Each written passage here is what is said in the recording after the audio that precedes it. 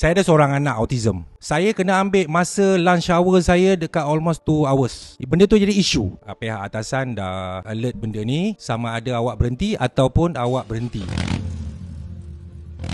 Kita punya geng-geng Harley Davidson kat luar, kita punya semua komuniti-komuniti nak tahu Brother Sobri ni sejak bila mula minat motor ni. Permulaan, dulu saya ex-bankers. Okey.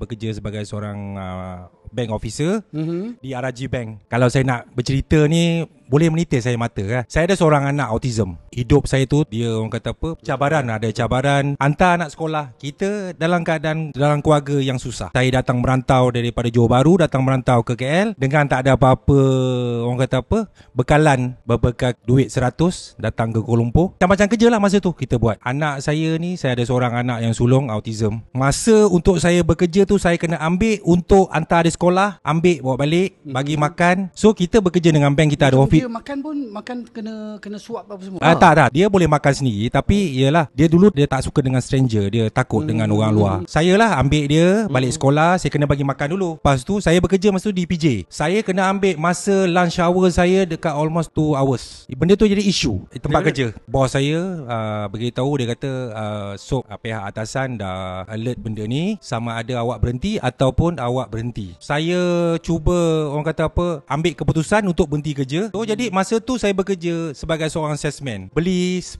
sebiji motor straight bob tahun 2014 dengan installment 1,800 bulan. Oh, tapi zaman tu mahal lagi. Mahal. Jadi saya rasa 1,800 tu gaji basic saya lah.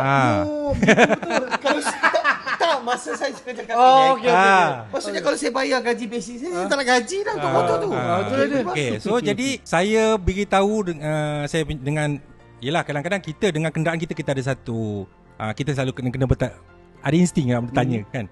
Okey, aku beli engkau, aku nak engkau ni yang bayar diri engkau sendiri.